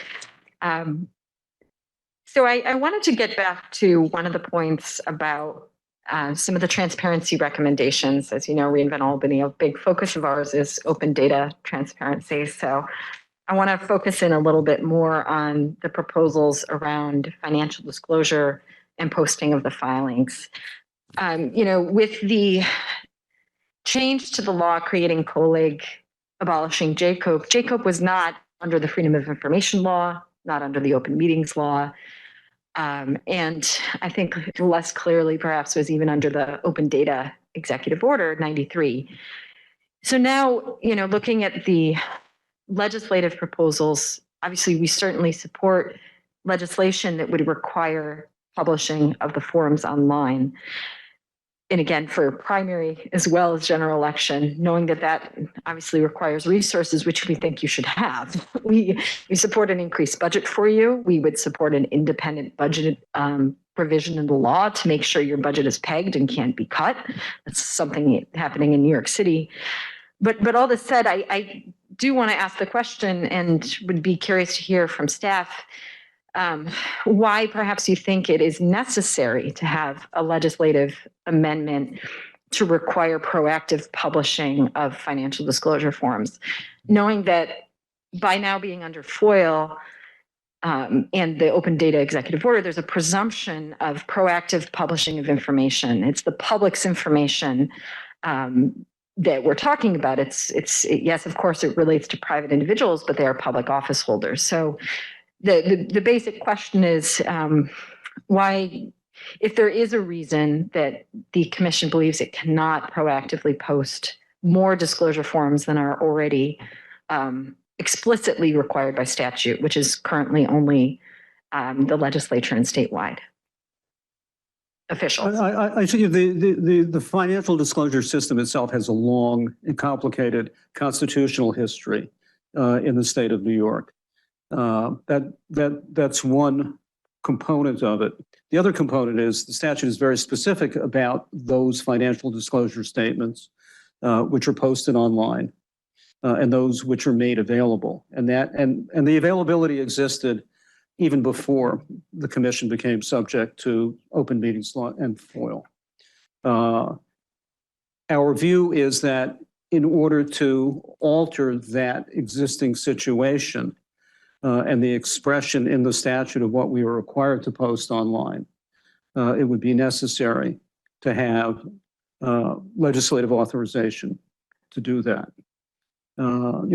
For example, posting candidate financial disclosure statements. We believe that's required by the legislature because legislation currently is very specific that we post it for elected officials and not for others. And that's the entirety of the analysis.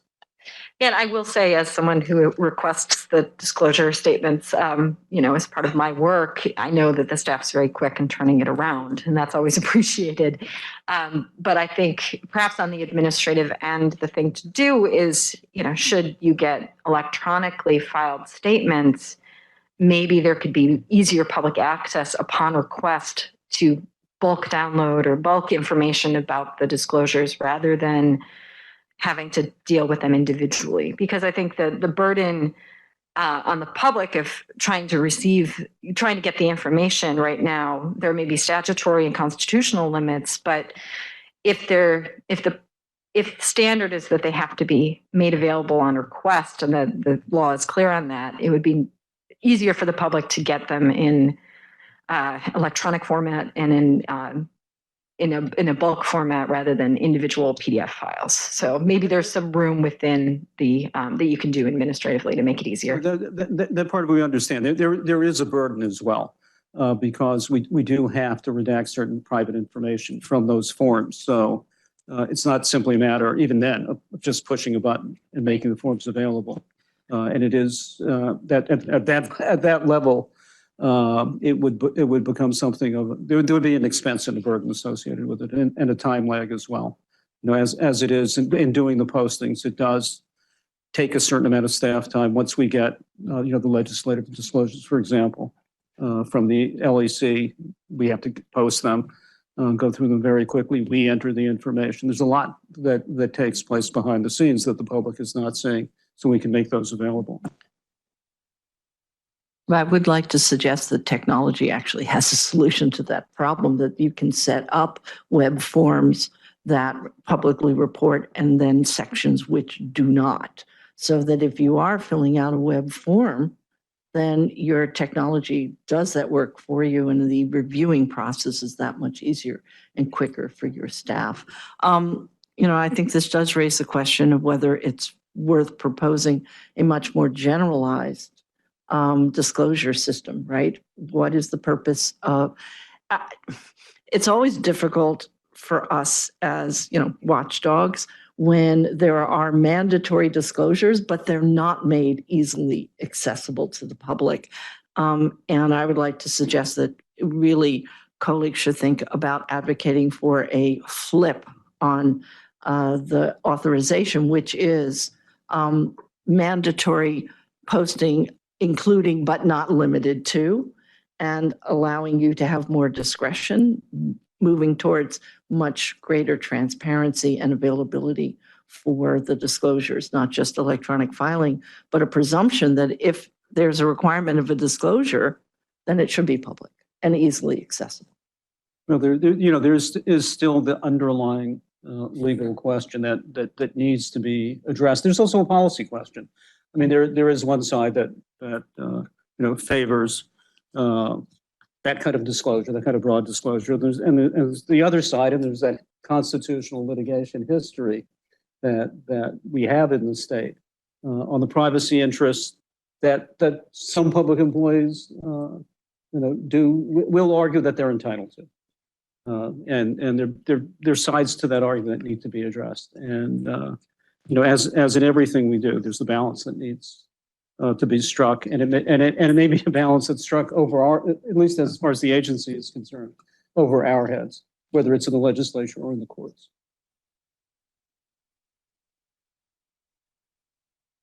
Anything else? I guess one thing we as staff and commissioners are hoping to gain from this process that we're engaged in today is insight into thoughts about our specific legislative agenda that the commission is considering and will be adopting more formally at its next commission meeting, and the extent to which we can anticipate support for those proposals as we move forward with them. We've talked about a lot of things very, very helpfully and added a lot of texture to our proposals. But are there specific proposals we have that don't sit well with those who are in attendance, or you could particularly support as we move forward and as commissioners make their decisions about what we will be spending our resources on and devoting our resources to as we move forward? I don't think that there's anything I would say I disagree with or that the league disagrees with, but I do just have a clarifying question. Number 5, clarifying late fee penalties for amendments to registrations. How often, do you have a general sense of how often folks are late on those, or what's the scope and size of that problem? Carol? So we do have, I don't have the stats on me right now, but we do have a substantial amount of late fees that are associated with, that we assess and get paid to do with amendments. This really is more of a clarification that there are late fees associated with, frankly, the regulations already provide that late fee penalties are associated with registration amendments. So this is really just a clarification that, but we are already imposing them through the statute and our regulations. Yeah. And the point is also to emphasize that for transparency purposes, a timely amendments are required within 10 days of the change that requires an amendment 10 days to the form. It's just as important to have those amendments timely filed as to have the underlying registrations filed on time.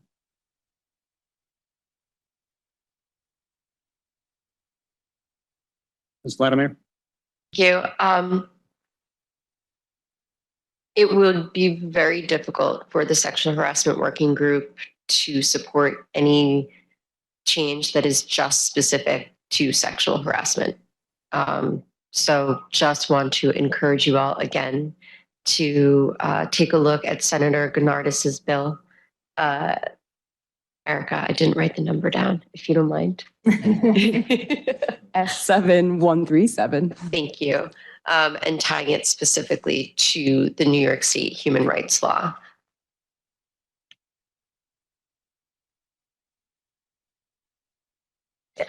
Speaking for, oh, sorry. Yeah, speaking for me and Mount Albany, certainly there is not an item we oppose. We would support making sure that the provisions around sexual harassment align with the legislative proposal that was referenced. I think in general, it would be helpful to align some of your recommendations with existing legislative proposals. So there is a proposal for all candidates' financial disclosures to be posted, in addition to the general, also the primary election ones. And I think that makes your legislative agenda stronger if you're tying it to existing legislative proposals rather than something that might be a modification of an existing one. But I think as a general point on the lobbying side, you spoke a lot about that need for balance, and I respect that and understand it from the privacy, from the public side, from the administrative side. I think on balance, the lobbying recommendations focus on compliance and enforcement. There isn't really a component to your agenda that speaks to public transparency, what the public would gain.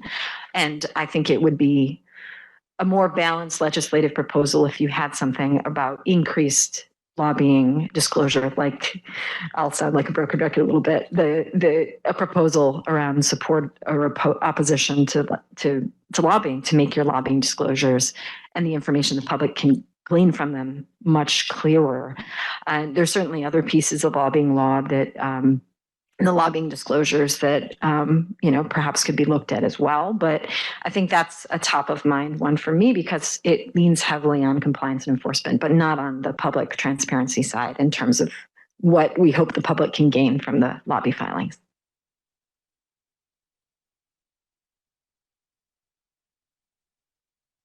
A couple of, there we go.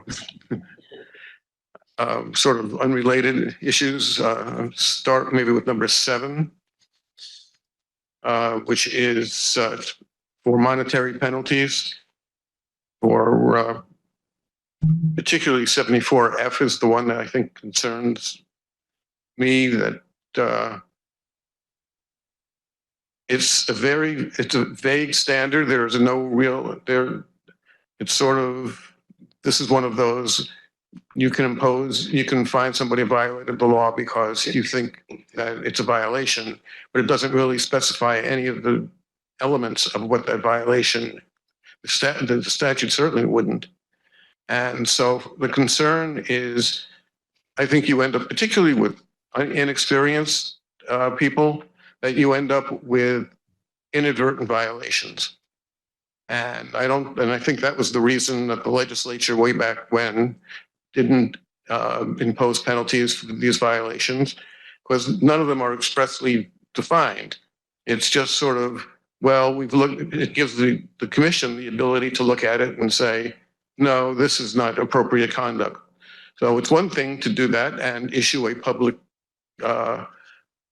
report indicating that they violated you think they violated the law, but it's another thing to impose financial penalties, particularly on some, younger or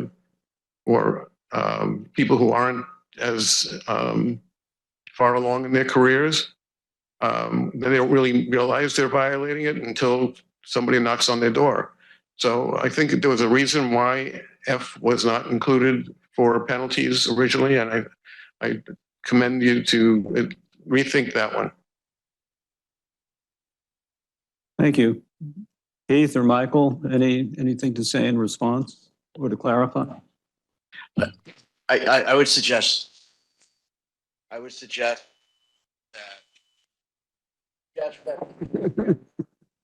requirement statute take that kind of inadvertent violation of the law wouldn't be subject to. It would still have to be knowing and intentional.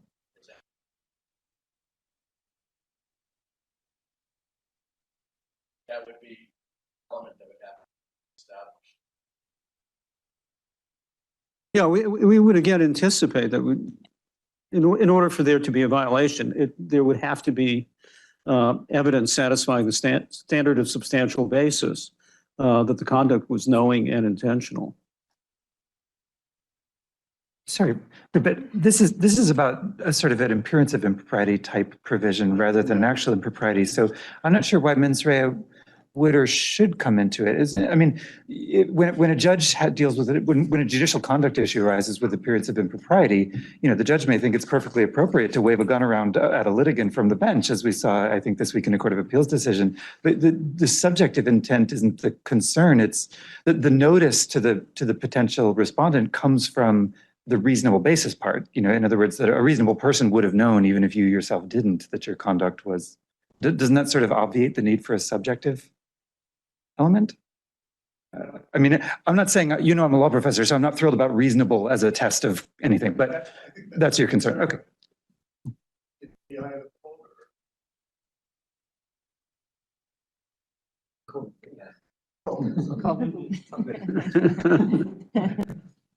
Mr. Davis. So in this area, I think that it is important that the commission have discretion. I don't think in every case a fine is appropriate. I think that an admonition, a warning can also be appropriate. But in egregious cases, I think a fine is certainly appropriate. And the commission is the beholder. That's just the way it works, just like a judge is the beholder in exercising discretion on sanctions against a lawyer.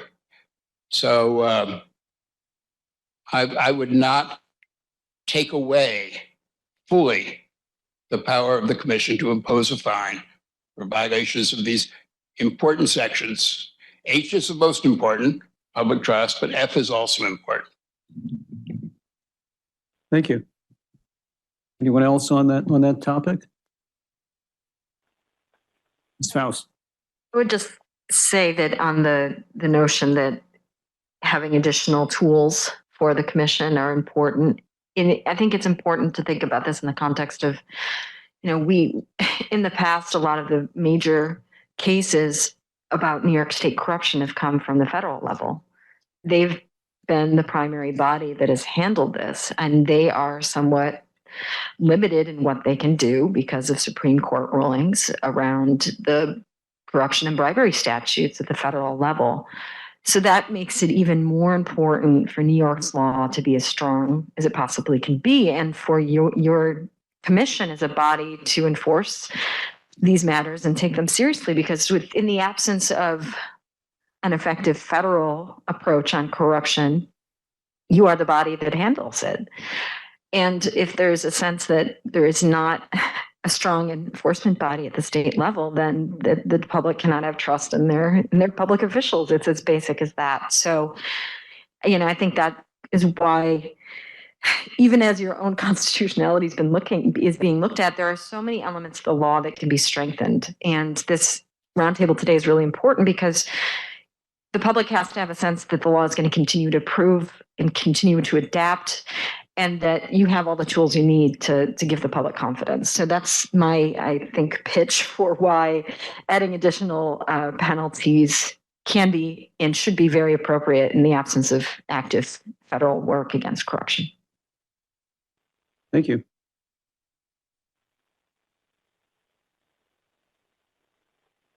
I think we've. If I may, please.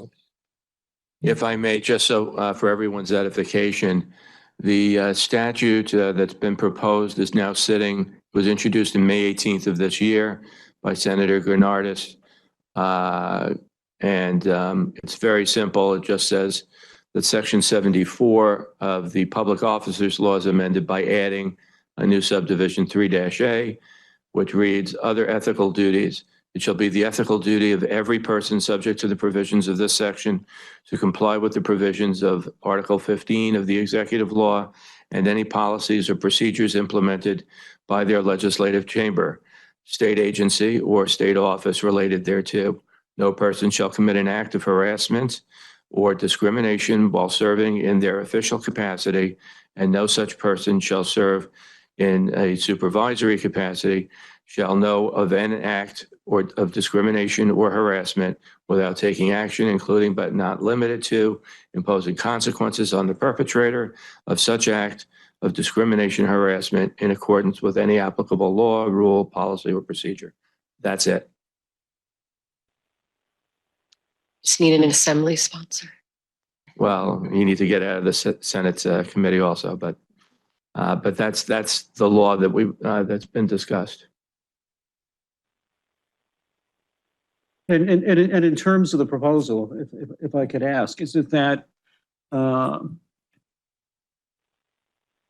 would want COELIG in addition to both the existing federal and state human rights agencies to have jurisdiction over allegations of discrimination in the workplace? In our case, in the public workplace, presumably. Yeah, absolutely. Like a lot of agencies on many levels, the State Division of Human Rights is significantly underfunded.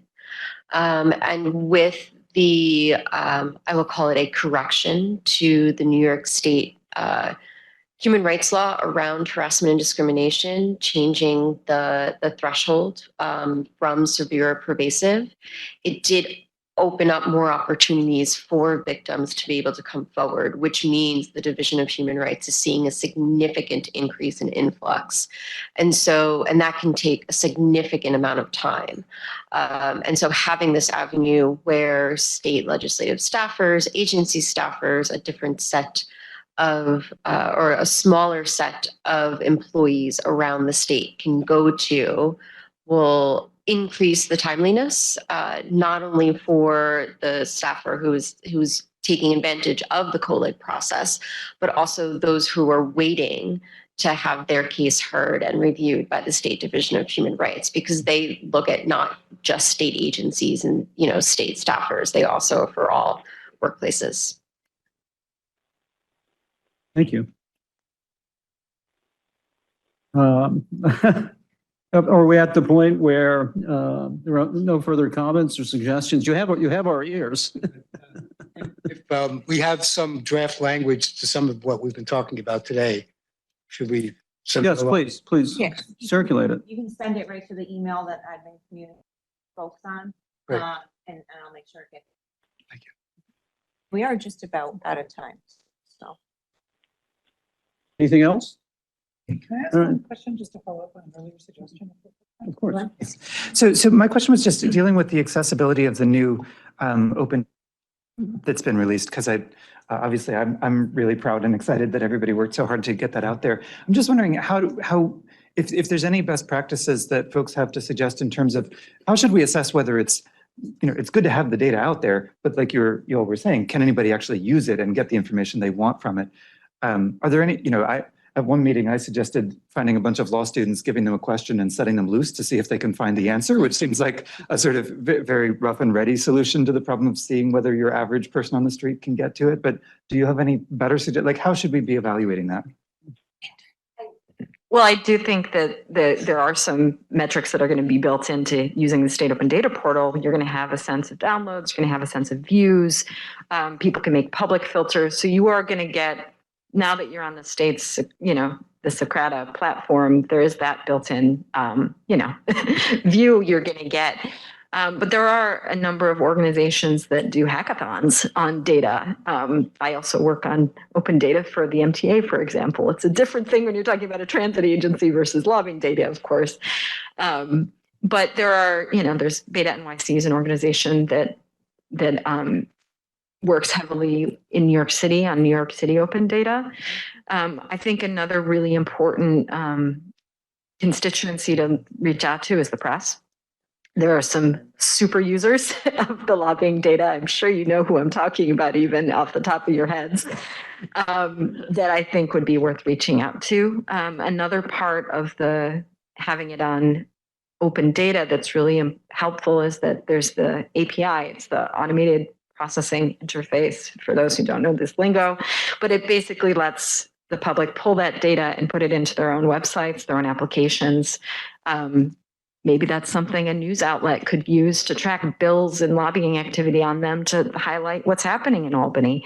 It's also something that can be used. There's a portal for the New York Open Government website that the Attorney General uses. And I know that the data, now that it's on the open data, can get plugged into that. And that's a unified tool for looking at campaign finance data,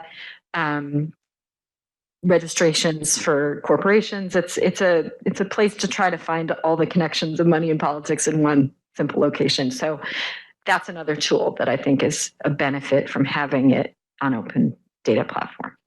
I could talk for probably too long, but I'll stop there. Have any of you had occasion or anybody in your organizations taken a look at I certainly have looked at it. I think it's going to be helpful. I've talked to a few reporters who are interested. What does this mean for me?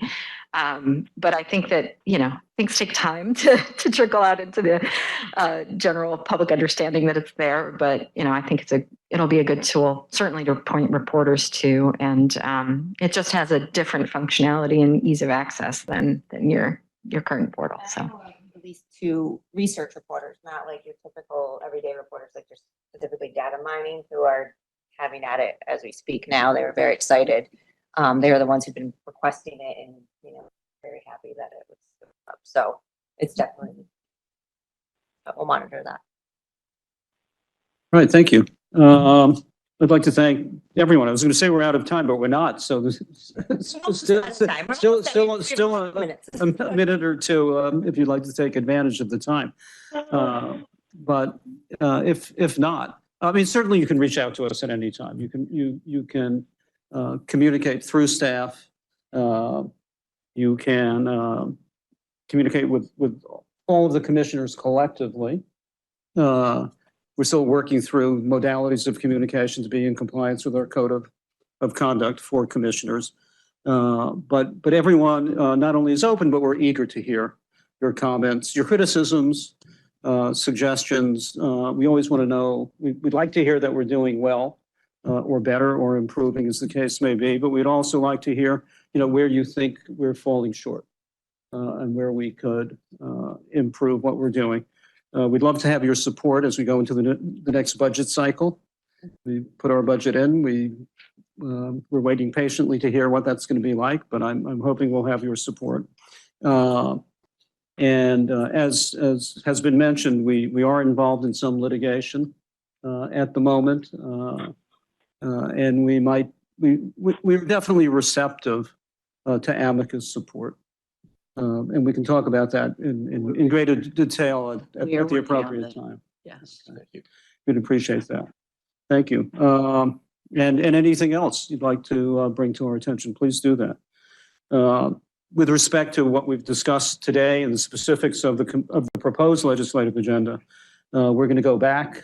Staff is going to go back. We're going to get with commissioners, and at our next meeting, our November meeting, we'll be expecting to take some formal action as we move forward. And again, thank you to everyone who's participated today. I'd like to thank staff. I'd like to point out that our Deputy Director of Investigations and Enforcement, Michael Antolini, has been with us patiently through the entire meeting. A key player in our organization, as is everyone who's contributed today. And with that, I'm going to turn it back to our Vice Chair. Thank you. Mr. Davis, I saw you raising your hand. I have a very simple task. Make New York the best in the nation when it comes to ethics, enforcement, and regulation and lobbying. I think that's a great motto for one of the posters. And it's a good companion to our vision statement, yes. The answer is we can only do as well as we can, and we certainly can't do it without your help and your input. And today is a great example of exactly that. And we thank you all for it very much. When you go into a meeting like this, a program like this, a roundtable like this, you always wonder what's going to happen. Is this going to be, am I going to walk out with my scalp? And fortunately for me, it's a bit too late, but what's going to happen? And nothing but productivity, conversation, helpful, useful points of view have been exchanged. You know us a bit better. We certainly know you a bit better, and what your priorities are and what ours are. And I think we couldn't ask for anything more out of this program. Many thanks to Emily DeSantis and the staff for helping put this together. My fellow commissioners and I, and I'm sure I speak for them, are more than thrilled to have had this opportunity to spend this time with you and learn. And we are still willing to learn. So don't put your emails away so fast. We're more than happy to hear from you and do what we can to achieve Mr. Davis's goal, and which is our goal. Thank you all very much. Have a very happy and healthy holiday season, and we look forward to seeing you soon. Thank you. Thank you.